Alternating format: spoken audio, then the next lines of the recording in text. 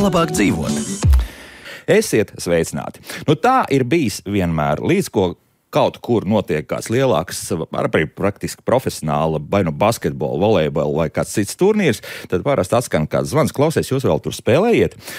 Šodien mēģināsim noskaidrot, kādas ir iespējas, ņemsim par piemēru Rīgu, bet druskiņi arī paskatīsimies, kas notiek ārpus Rīgas, par iespējām uzspēlēt basketbolu arī tiem cilvēkiem, kuriem varbūt tā komanda ir pajukusi vai arī nekad tā īsti nav bijusi. Un kā jau teicu, ne tikai basketbols, bet arī volejbols un varbūt vēl kādu citu sporta veidu pieķersim klāt.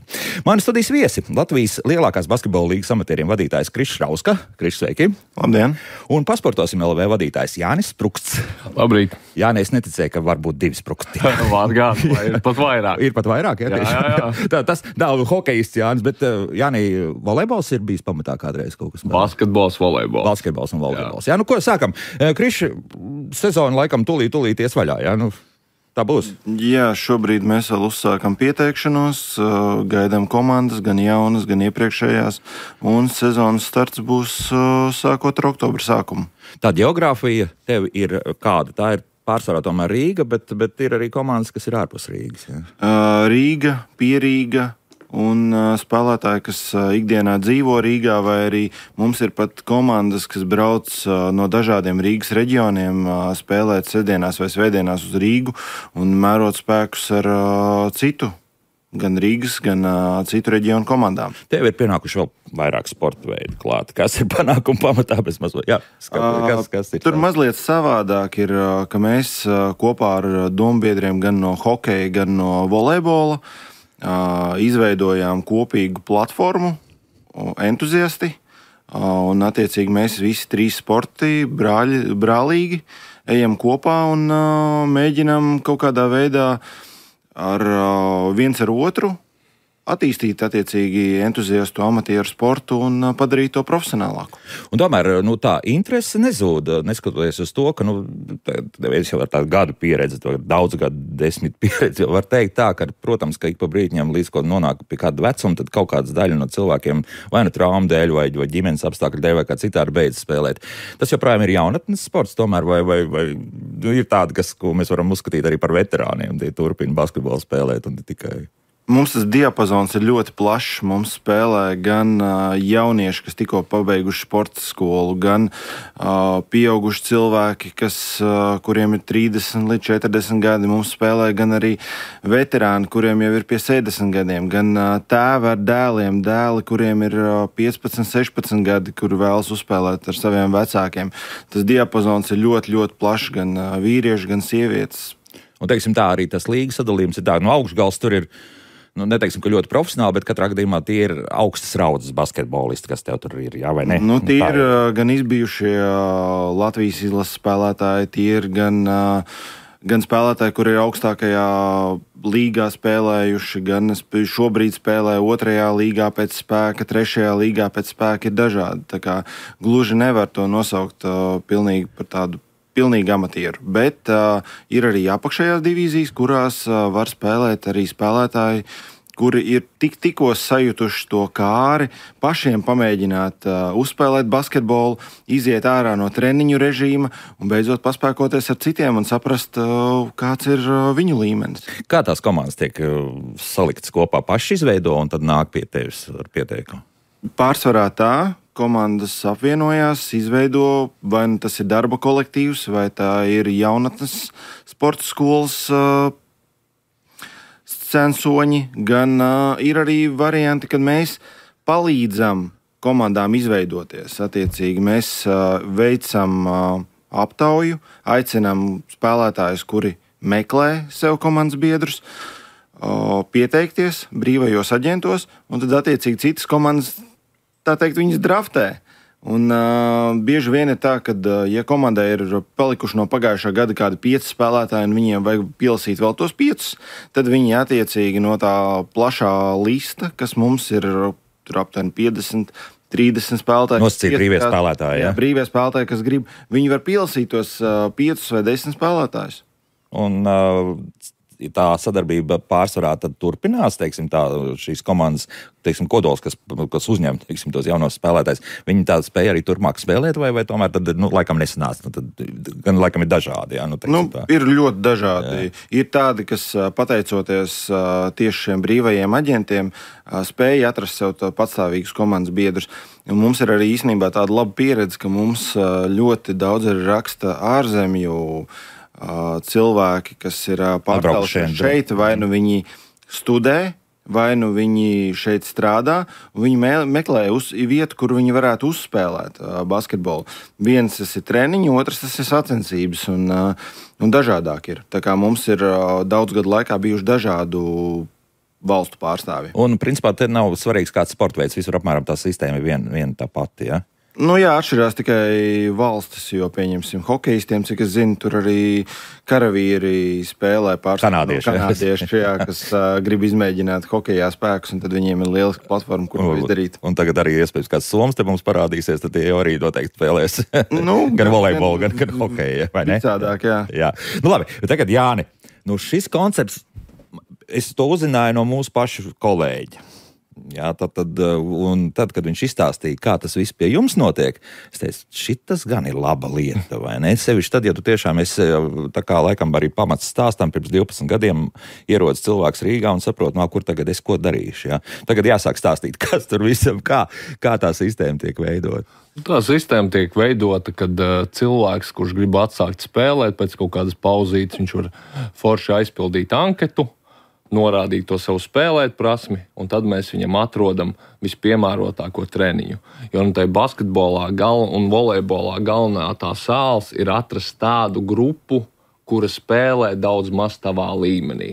Jo, ja tu aizies spēlēt ar cilvēkiem, kas spēlē daudz labāk nekā tu vai daudz sliktāk, tad nebūs interesanti. Jā. Nebūs interesanti, jā. Un man liekas, ka daudz tas pat var ļoti demotivēt, tāpēc ir ļoti, ļoti svarīgi tieši atrast tādu grupu, kura būtu piemērota.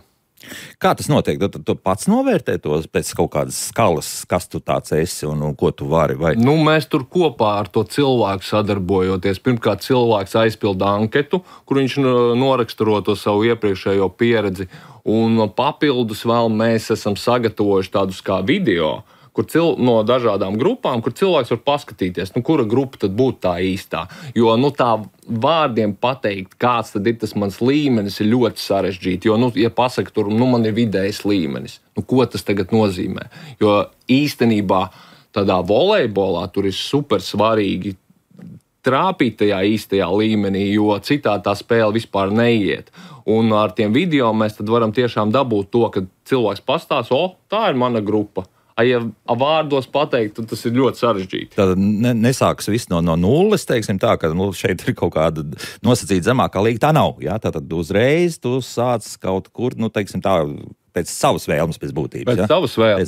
Pēc savas vēlmes. Un, protams, tu vari atnākt, uzspēlēt, ja tev liekas, ka tā pirmā izmēģinājuma grupa ir varbūt pārāk izaicinoša, tad tu vari pamēģināt citu atkal. Tur tā, ka mēs to visu procesu pēc tam uzjautājām tiem cilvēkiem, kā viņiem patika, un tad meklējam. Un vēl plus mums arī, protams, tas, kas mums pašiem ļauj skatīties, ir arī reitings, kad mēs pēc katras spēles rezultātu fiksējam, tad tur taisam vidējo plus mīnusu, pēc kura tad arī var redzēt arī pats cilvēks, vai tā grupa man labi dara vai nedara, un tas arī mums palīdz komandas forši sadalīt. Kā jūs tos reitingus uztaisāt? Reitingu mēs uztaisam tā, ka mums ir tātad pēc katras spēles mēs piefiksējam rezultātu, un, kas ir interesantākais, kad komandas tiek miksētas. Mēs attiecīgi, piemēram, basketbolā, ja mums ir mums ir 15 cilvēki atnākuši, mēs sadalām 3 komandās, 5, izspēlējam tās spēles. Vienu vakaru laiku.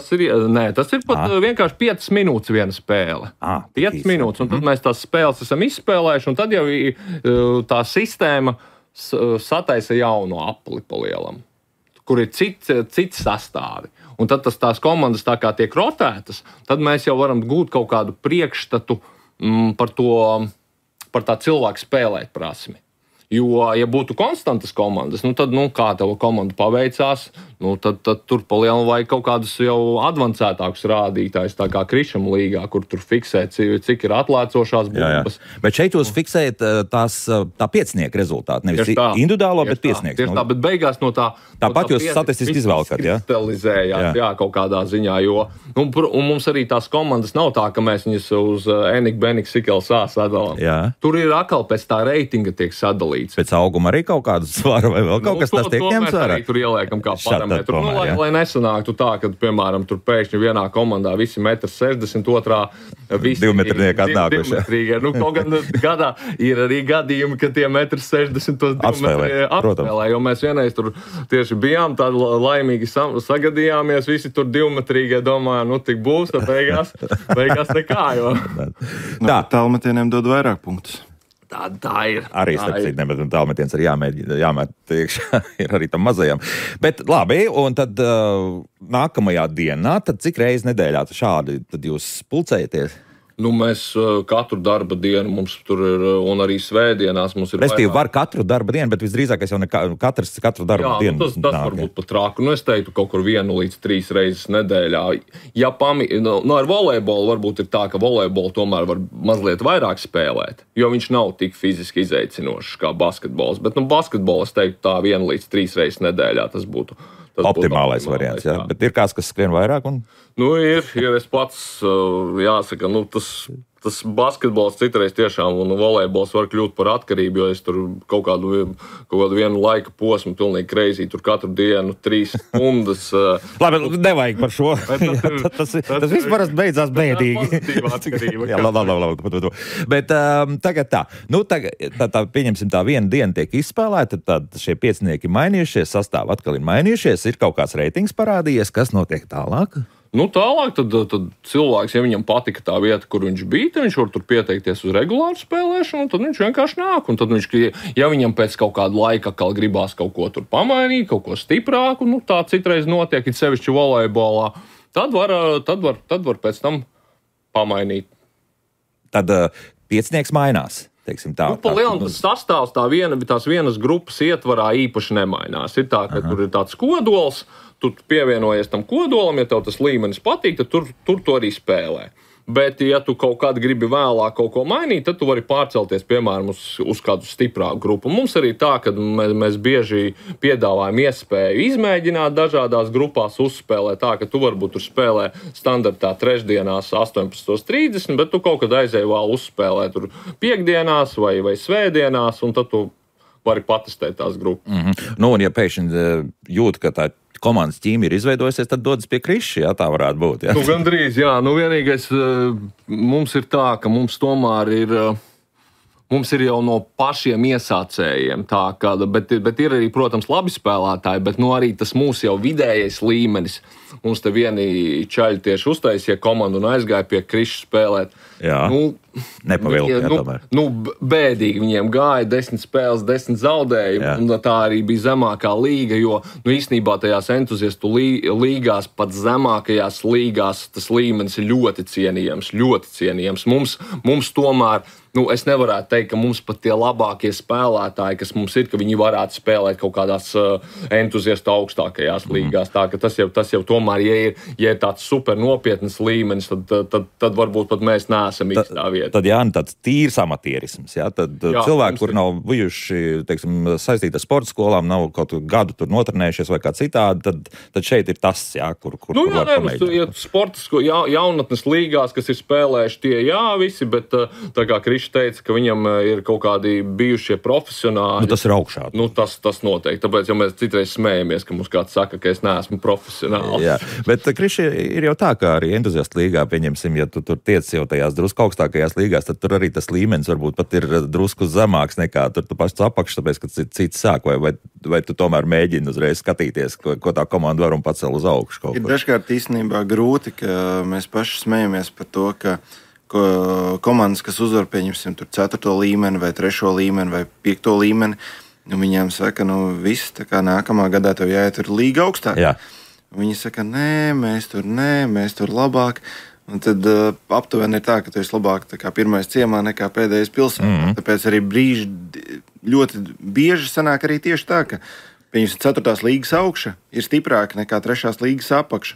Un ar to grūti ir cīnīties. Bet mēs mēģinām kaut kādā arī veidā taisīt algoritmus, pamainīt izspēles sistēmas, ar kurām tās komandas būs spiestas mainīt to un arī izkristalizēt. Jo daudziem īstenībā ir arī, kā teikt, viņi ir pieraduši pie tā, ka viņi spēlē 4. līgā, un viņi grib tur arī palikt. Un viņiem, teiksim, agrāk viņi ir bijuši topā, un šobrīd viņi pa pēdējām vietām, bet viņiem vienalga, viņi grib palikt tajā 4. līgā, palikt neatkarīgi no tā, kāds viņiem ir bijis labs starts, slikts starts. Un tur arī ļauj, tad spēlējiet turpmāk, arī turpat. Jā, mēs mēģinām, teiksim, būt arī lojāli par tām komandām un viņiem izdarīt. Bet sliktākais, kas var notikt, ko arī Jānis pieminēja, ir tas, ja pieņemsim kāda komanda, kurai, teiksim, tas spēka līmenis nav atbilstošs. Viņi tiek līgā, kurā ir tas spēka līmenis stipri augstāks. Un pagājušā gadā mums bija tā, ka viena komanda bija nokavējusi pieteikšanos. Un bija palikušas 2 līgas, kurā startēt. Viena bija tur darbdienu līga, un viena bija tur... Kur ir spēcīga līga. Un viena bija tur pēc otrā spēka, un tad pieteicās, ka darbdienu līgai, kur, teiksim, tā tas miksētājs ir. Bet, pēc viena rezultāta, kurš bija kaut kādā 4. spēlē, attiecīgi mēs atradām veidu, kādā veidā viņus nomest, teiksim, uz zemāko 6. līmeni. Tur bija plus 60 vai plus 70, jā? Diemžēl nē. Vēl vairāk, jā? Diemžēl nē, tas bija tur līgas rekords, tur bija rezultāts Antirekords, 201 pret 12. Oi, jā. Tad mēs attiecīgi ar komandu un spējot arī, teiksim, pamainīt mazliet tur izspēles sistēmu, atradām veidu, kādā veidā uztaisīt tā, ka arī tai komandai otrā posmā jau bija tie rezultāti jau stipri labāki, viņiem bija stipri interesantāk, uzvaras vēl nebija, bet tomēr komandai, teiksim, tā tas cīņas pars ir joprojām palicis, un viņi jau, teiksim, no pagājušā gada ir ņēmuši pieredzi un jau laicīgi jau piesakās nākamajai sezonai tieši zemākajā līgā un negaida to brīdi, ka viņi ir nokavējuši un ka vietas ir pilnas, jo mums, diemžēl, ir tā, ka mums ir noteikts limitēts skaits un katru gadu mums ir kaut kādas 4-5 komandas, kurām, diemžēl, mums ir jāpasaka, ka jūs neesat paspējuši noteiktajā termiņā izdarīt to, un mums, attiecīgi, tās līgas ir pilnas, un kaut kādas augstākās līgās vēl paliek vēl vietas, bet tajās zemākajās tur ir pārpildīts. Tad apmēram tas līmenis tad izlīdzinās arī tajos, un tur, kur viņi vēlas spēlēt, tur arī vēlas spēlēt. Par pāriem sporta veidiem ir līdzīgi?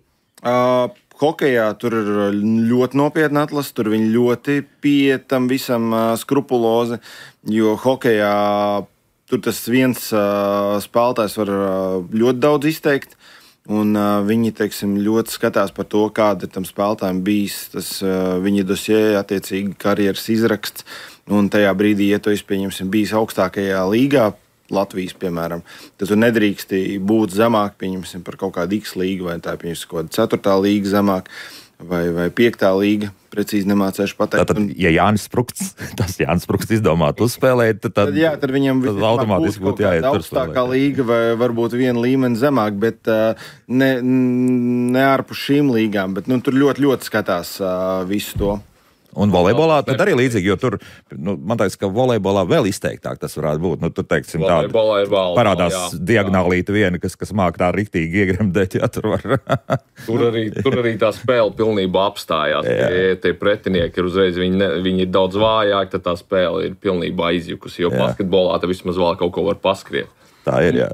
Mēs, protams, to līmeņu nevienlīdzību risinām. Mums ir forši tas, kas ir no vienas puses mums trūkums, jo pie krišu tās komandas var forši saspēlēties. Mums tā komandu maiņa konstantā, tas no vienas puses tik forši saspēlēties nevarēs. Bet tā ekstra ir tas, ka mēs sadalām tās komandas tā, lai viņas būtu līdzīgas. Tas nozīmē, ka mums tās sagrāves ir ārkārtēji reti tādā ziņā.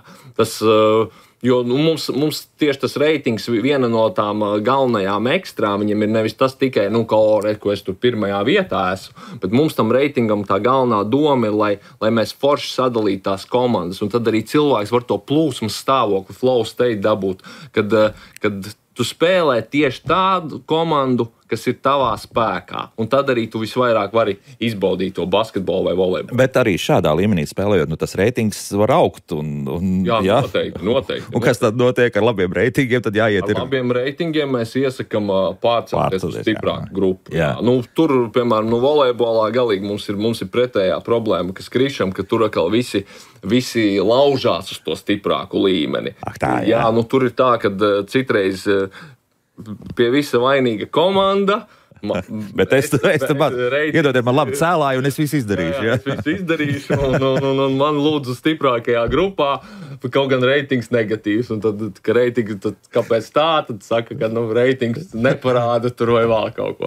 Tur ir tāda... Un kā jūs risināt šādus konfliktus? Te ir liela diplomātija. Vispār tajā organizēšanā te ir liela diplomātija. Kaut kā to nokomunicēt tā, lai cilvēku tur pirmkārt neaizvainotu.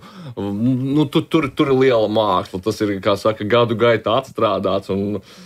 Ja pat profesionālā sportā šo nav atrisinājuši, vai ne? Individuāli pret pašu sportu. Jā, Krišjāna, tu tā laimīgi smaidi. Nē, es vienkārši domāju par to, ja spēlētājs viņš aiziet, un viņš ir liels punktu guvējs, un viņš saka, es gribu visu laiku tajā spēlēt, tajā zemākajā līmenī, man tur ir forši jautri, un jūs skatāties, ka viņš ir reitinga karalis, un iespējams, tas reitings nevarētu būt tik augsts, kāds viņš vispār tur bijis. Kad pārējie no tās zemākās grupiņas jau ir nelaimīgi, jo viņi saka, kad Dievs atkal jāspēlē to spēlētāju, bet viņš jau bumbu nevienam citam nedod. Volejbolā neizdosies. Ar to mēs cīnāmies arī, jo mums ir viens no tām mūsu vērtībām, ir, ka mēs neļaujam to individuālo spēlēšanu pārāk lielu. Kad mums ir pirmkārt, mēs esam ļoti pret agresīvu spēlēšanu, bīstamu spēlēšanu.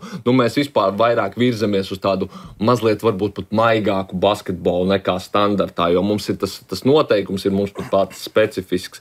Kā mums tur, mēs nemetam soda metienus, bet standartā tādās tautas basketbola spēlēs vienkārši dara tā, ka, nemet soda metienus, bet vienkārši, ja bija pārkāpums, tad bumba paliek pie tā, pret kuru izdarīja. Bet jūs spēlējat bez tiesnešiem, ja? Mēs bez tiesnešiem. Jā, tas atšķirībā no Krišjāna. Jā, noteikti. Bet mēs to risinām tā, ka, ja ir jebkurš pārkāpums, tad ir sanāk tā, ka tā komanda, pret kuru izdarīja, sanāk 1 punkts, plus bumba paliek tev. Un tas ir tāda sistēma, kas motivē tomēr mazāk darīt tos pārkāpumus. Protams, tas varbūt nav tik laba sistēma kā oficiālā sistēma, bet ņemot vērā, ka mums nav, piemēram, piezīmju normas, mēs nevaram tā, ka cilvēks uztaisīja piezīmju normas un sakam, viss ej mājā. Jā.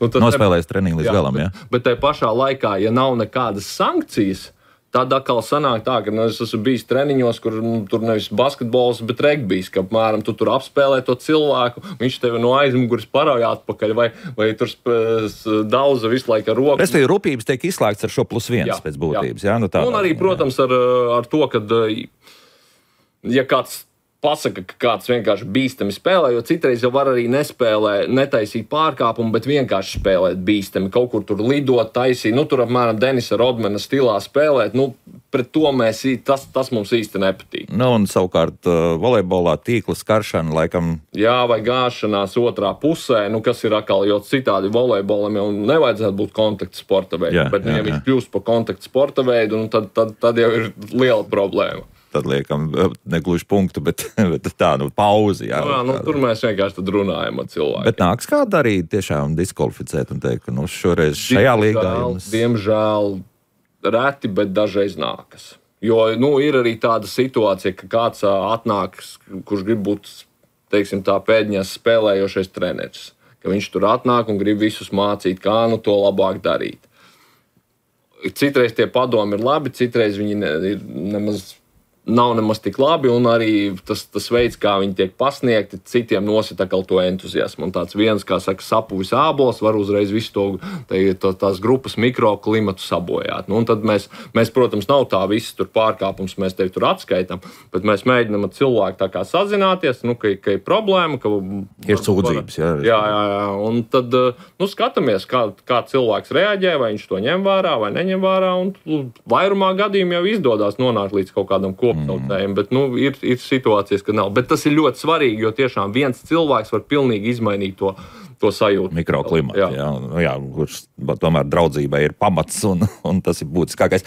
Labi, šobrīd laiks mūzikai, pēc mūzikas arī paklausīsimies kādu ierakstu, respektīvi, lai mēs nerunātu tikai par Rīgu un pie Rīgu un arī varbūt tādiem entuziastiem, kas ir gatavi braukt uz Rīgu.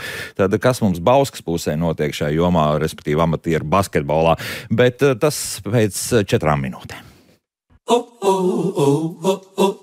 Kā labāk dzīvot? Jā, raidījumos Kā labāk dzīvot mēs ļoti daudz esam runājuši par to, kā individuāli sportot un visdažādākajos veidos, un reizi apmēram 10 gados pieķeramies klāt arī kā tad ir tādos, faktiski komandas sporta veidos amatieru līmenī. Pat pamēģināt, tiešām pamēģināt vai atgriezties, vai vispār sākt spēlēt no nulles, kāpēc gan ne. Un šodien mēs par pamatu ņemam basketbolu, bet, kā dzirdējāt, arī nedaudz volejbolu esam pieķēruši klāt un arī hokeju.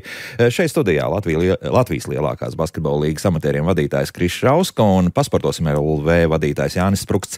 Lūk, tagad paklausīsimies tas, kas mums notiek ārpus Rīgas. Un Bauskas novadā basketbols ir viens no top sporta veidiem, vienlaicīgi ar futbolu un florbolu. Bauskas novada čempionātā sacenšas 10 līdz 11 komandas no visas Bauskas novada, un vairāk par to stāsta Daina Zalamane. Bauskas novada pašvaldības sporta un veselības nodaļas galvenais speciālists Artūrs Dulba stāsta, ka Bauskas novadā vīri un puiši basketbolu spēlē apvienotās komandās no vairākiem pagastiem. Pagastu iesaiste ir ļoti tuvu maksimumam, jo mums ir Iecevas apvienotās komandas un tur no vecumniekiem, un tad Īslīce ar Gailīšu pagastu apvienojās un Coda ar Bausku un Ceraugste paņem kādu vēl. Tā kā mums ļoti daudz pagastu iedzīvotāji tāpat spēlē kādā no pagastu komandām. Tomēr ir tie pat 30 plus kungi vairākumā, kuri tiešām ir šī sporta veida entuziasti, un es viņus kā atceros pirms 10-15 gadiem, tā viņi jau tagad spēlē, par ko liels prieks un cepur nost. Un tāpat laikā nāk arī jaunie iekšā, kuri meistarības ziņā ir ļoti talantīgi un spēcīgi, kas neiedarbībā ar šiem pieredzes bagātākajiem basketbolistiem dod arī to rezultātu. Jo nereti tos labākos rezultātus uzrāda komandas, kurām ir pieredze plus jaunības, trakums, ātrums un fiziskā izturība. Ārnis Simpsons ikdienā strādā celtniecībā, bet basketbolu spēlē jau kopš sākuma skolas. Tas aizsākās 2. klasē un vēl joprojām spēlēju. Patreiz man ir 41, tas jau ir kaut kādi 35 gadi varētu būt. Tas ir kā hobijs un arī kā lieta, kas disciplinē un nevar atslābt, lai tiktu jaunajiem līdzi, un līdz ar to caur prieku viss notiek. Mēs treniņu laikā spēlējam gan futbolu, florbolu, rokas bumbu un volejbolu. Nekas nav svešs. Arī ziemas periodā hokeju, tā kā visi sporta veidi ir pamēģināti, bet tā monotoni skriet, tas tā šeit jau sanāk tā caur prieku, caur interesi un tāpat tās kombinācijas un prāta spējas un daudz visādas īpašības, kas ir vajadzīgas. Un ja jau vēl kaut kas sanāk, tad jau vispār liels prieks ir. Oficiālie treniņi ir 2 vakari, viens treniņš Rīgā, viens Bauskā. Gan arī, kas ir novada mači, jau vairākus gadus spēlēja arī veterānos, pārstāvot Bauskas novadu un arī Rabenenta līga. Kādreiz viņi bija LBL2. Kas ir 2. līga, 1. līgas basketbola līgas. Arī tajā Bauskas komandā es vēl joprojām trenējos un spēlēju, saucās BK Bauska. Principā, tad, kad jau sākās vēsāks laiks, īsāk tā saucamie vakari, tad principā gan arī 4-5 treniņi nedēļā ir. Arī ģimene visi ir sportiski, meita vieglietīka, dēls basketbolu un tagad jau arī Rīgas komandā un tagad BK Ogri spēlēs. Un sieva ir pedagoģe tieši sporta jautājumos, tā kā visi esam iekšā sportā. Vēl laikam tā saucās tā kustība, tā dzīvība, un ja veselība ļaus un tā, tad cik ilgi varēs tik darīs. Artūrs Dulba no Bauskas novada pašvaldības stāsta, ka neskatoties uz to, ka basketbols ir komandas spēle, daudzi baušķinieki brīvajā laikā pamētā bumbu grozā arī individuāli. Kas mums Bauskas nodā ir fantastiski. Mums ir ļoti daudz āra sporta laukumu un viņi visi ir pieejami bez maksas. Jā, ir tādi, kuri 10. vakarā slēdzas ciet, respektīvi vārtiņus aizslēdz un palūdz visiem pamest šo teritoriju, bet ir arī tādi, kas lien atpakaļ. Tad, kad apsargs aiziet un turpina mētāt līdz tumsai, tā kā mums šī basketbola popularitāte, manuprāt, arī iet roku rokā ar šo basketbola infrastruktūras pieejamību. Un kas teikt, mums arī vasarā mums ir 4 laukumi, citreiz visos 4 laukumos mētā bumbu, un vēl pie 2. vidusskolas ir laukums, kas, starp citu, ļoti ir iecienīts, jo tur ir fantastiski basketbola grozi, tā kā arī šos aspektus viņi izvērtē, kur grozi, kāds segums, tur mums asfaltiņš, tur mums āra laukumu gumijas segums, tad viņi izvērtē, kur viņi grib iet. Nu jā, bet tas vasarā, vai ne? Un te mēs esam nonākuši pie viena tāda diezgan nopietna punkta, ir tas sporta zāļu pieejamība. Jāni, kā tas tiek risināts? Tas ir izaicinājums. Tur ir pa lielam pacietību, jo mēs, protams, vēlētos, lai mums būtu vēl vairāk apkaimēs. Bet tas sporta zāles, diemžēl, viņas ir aizpildīts ar pulciņiem un citām lietām, tā ka ir diezgan sarežģīti atrast tās sporta zāles. Kā jūs to risināt? Mēs pacietīgi gaidām, ka kāds rops parādās, tad mēs viņu aizņemam un tā arī tur gadiem spēlējam. Un sanāk tomēr, ka kādam ir jābrauc uz otro Rīgas galu, pieņemsim. Jā? Tik traki nav, jo mums ir gan Pārdaugavā, gan Teikā, gan centrā. Centrs ir vislabākā vieta, jo tur tad var no visiem galiem braukt, bet nav gluži tā, ka jābrauc. To sporta zāļi ir tik, cik ir. Un tās ir daudzas ir labas, bet dārgas. Tā tas ir. Tā tas ir. Bet mums ir labs apmeklējums, tā ka mēs varam to tad arī, kā saka, pacelt. Jā, Krišs, komandas kaut kā atrasina savus mājas jautājumus, teiksim tā spēļu.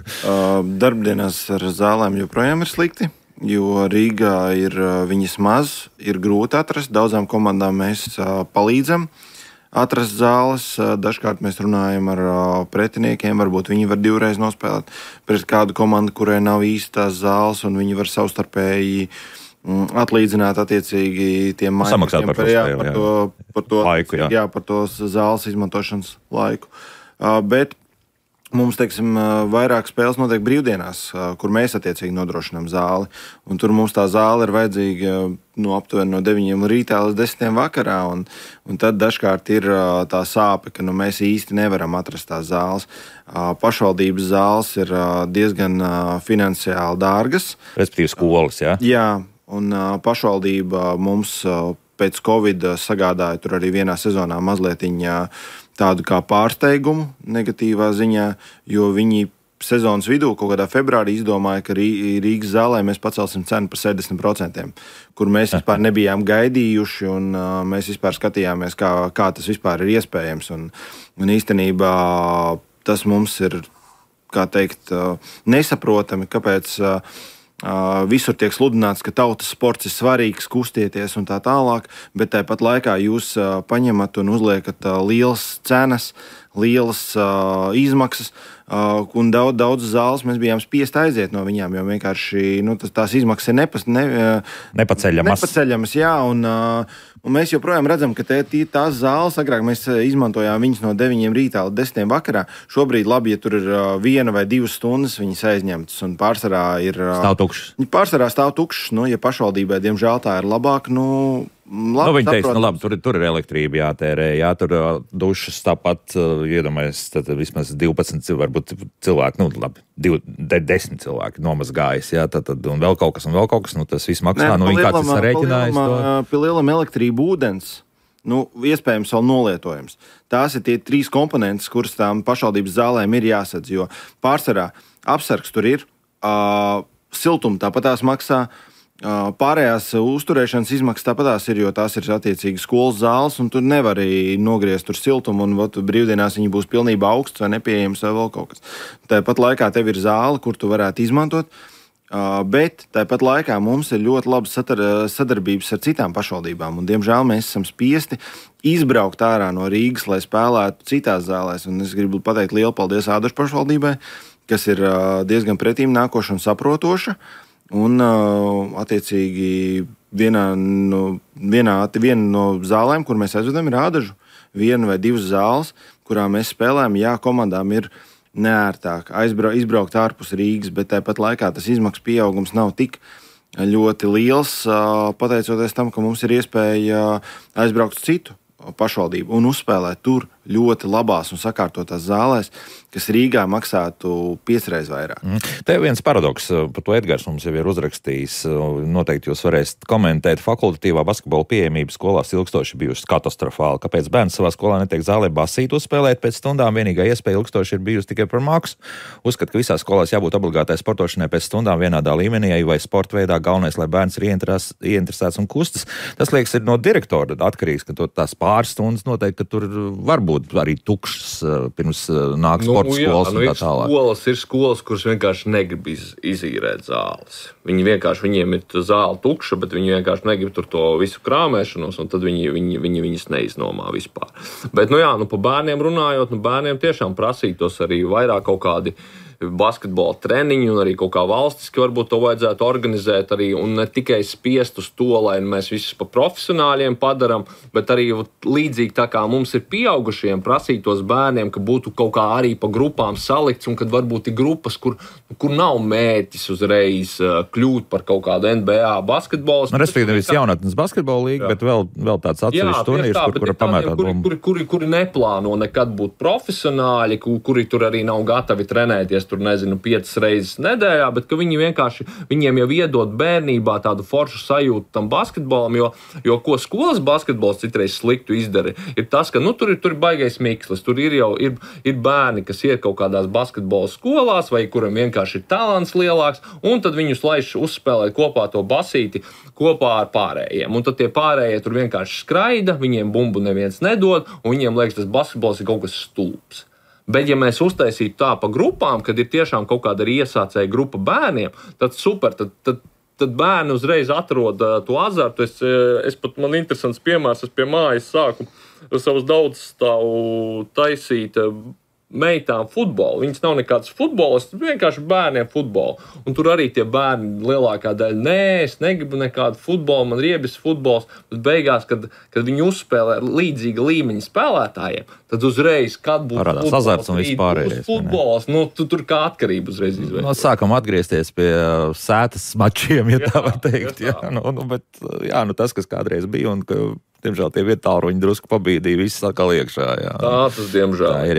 Krišjā, jā? Nē, principā ir tā, ka amatieru sports virza vispār to visu kustību un veicina gan, profesionālo, gan arī, jauniešu sporta veidus, jo attiecīgi, ja tas vecāks spēlēs basketbolu, volejbolu, hokeju, tad visticamāk arī viņa bērni spēlēs šo sporta veidus vai arī vispār nodarbosies ar kaut kādu sporta veidu. Bet, ja attiecīgi vecāki nesportos, tad ļoti maz iespējamība, kad šis bērns pievērsīsies kādam no sporta veidiem. Tāpēc, principā, amatieri ir tie, kas potenciāli nākotnē spēj nodrošināt šī sporta veida eksistenci. Līdz ar to tas, ko mēs redzam, Latvijas panākumi, tas attiecīgi ir šo vecāku nopelns, kuri attiecīgi savus bērnus ir veduši, spējuši ieinteresēt.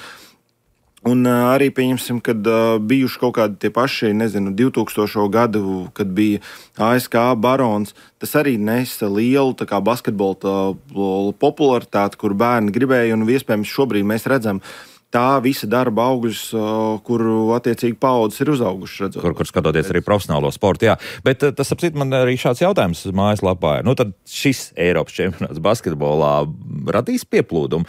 Kāds noteikti radīs. Atnāks vai ne? Radīs. Tādā ziņā basketbola tie mūsu sasniegumi ir īpaši svarīgi tautas sportam, jo ja tādos specializētākos sporta veidos mēs gūstam panākumus, tas tomēr nedod tādu pienesumu. Kā piemēram bobslejs pieņemsim. Nebūs tā, ka tur bērni pēkšņi visi sēdīs 4. Kaut gan kamariņu sportā laikam viņiem tur parādoties finanšu līdzekļi un vēl kaut kas viņiem arī tā masveidība arī pieaug. Jā, bet tas vairs nebūs tautas sports, tas varbūt būs tā, ka bērni varbūt domās, ka varētu kļūt par profesionāliem kamariņu sportistiem, bet savukārt, basketbols te ideāli, jo mēs varam pat to just pat ne tikai pēc bērniem, bet pēc pieaugušajiem, ka tik līdzi kaut kādi vēl pie tam ja vēl labi rezultāti izlasē, tad uzreiz ir daudz vairāk tie... Volejbolā līdzīgi būtu, vai ne?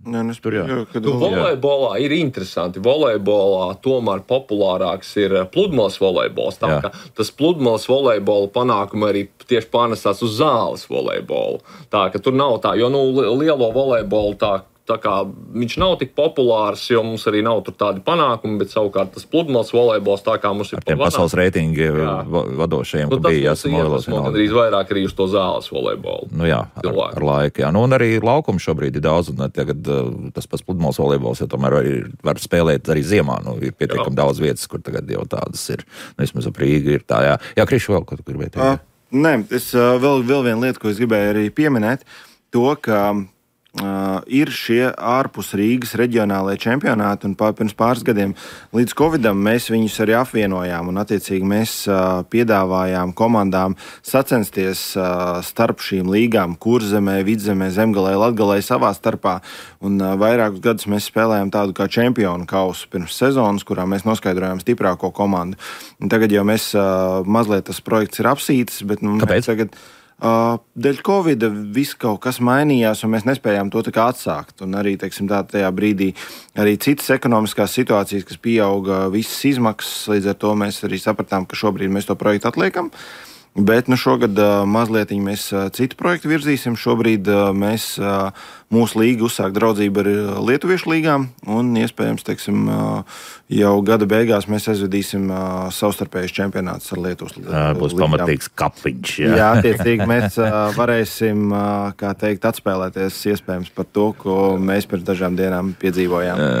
Jā, un vakar arī starp citu. Tāds pat 3-3 basketbolu runājot. Arī tur kaut kā tā sanāca. Jā, slikti arī sudraba medaļas Latvijas. Atvainojos Eiropas kausā, jā, pareizi jāsaka.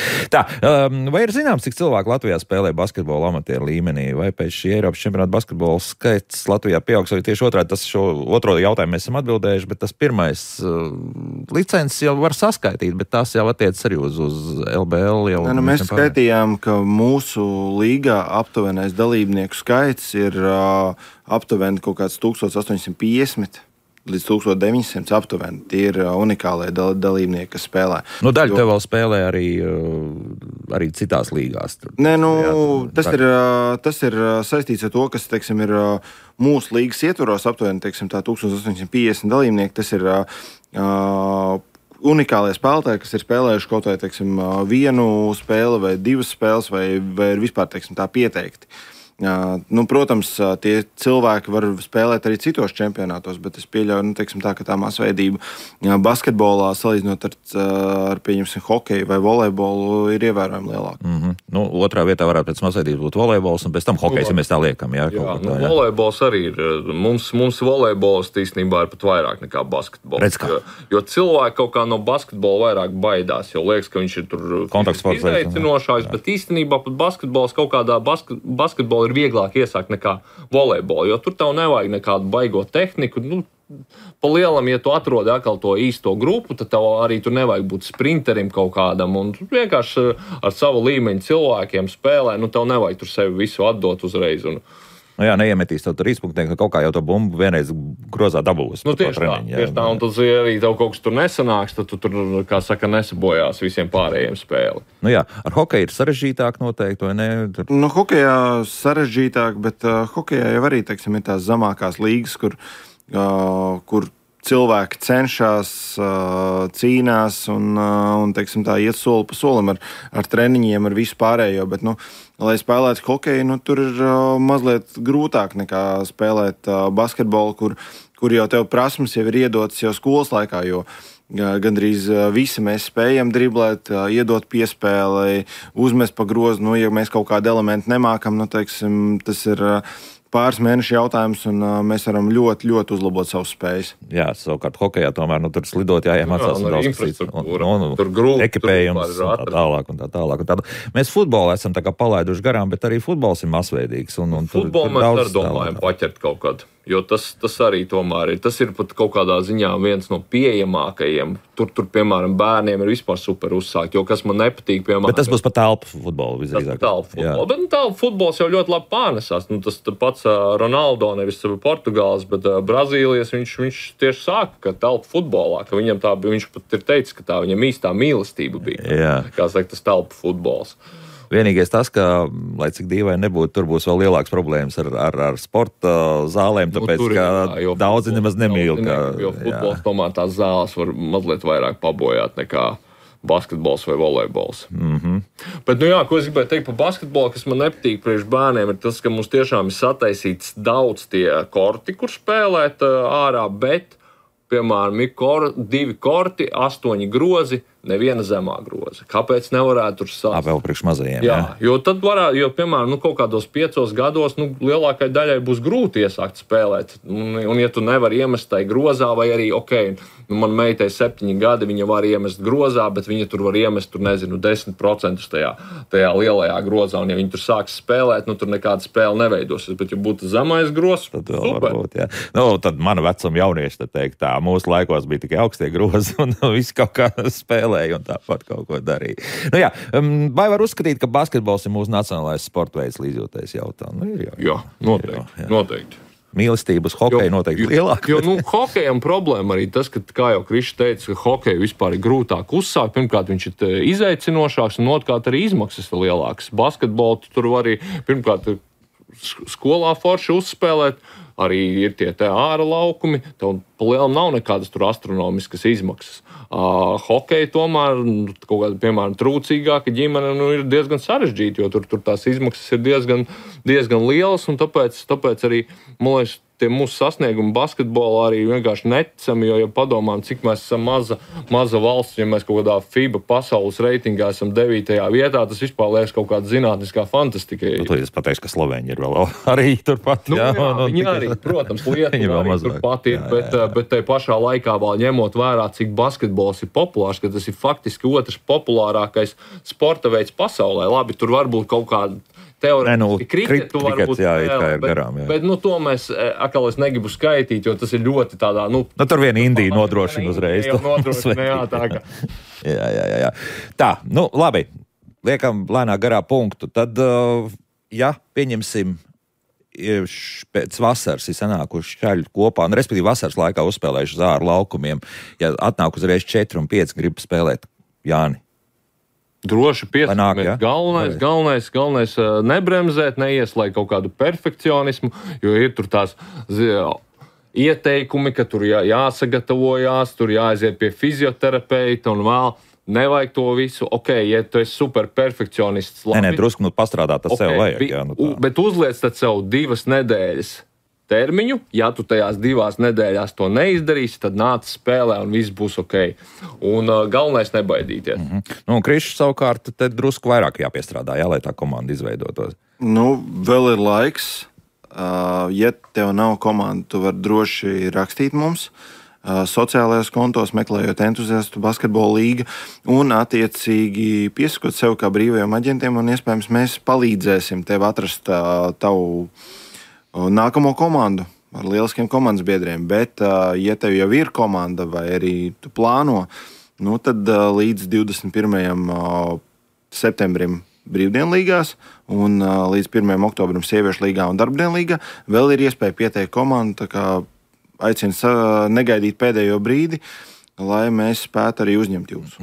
Kā jau dzirdējām, ar sporta zāli iespējams, ka palīdzēs. Jā, kaut kādā. Ar sporta zālē mēs esam pretīm nākoši, mēs palīdzēsim un mēs atradīsim zāli, kas būs visiem standartiem atbilstoša un arī ar rezultātu tablo un sekundēm.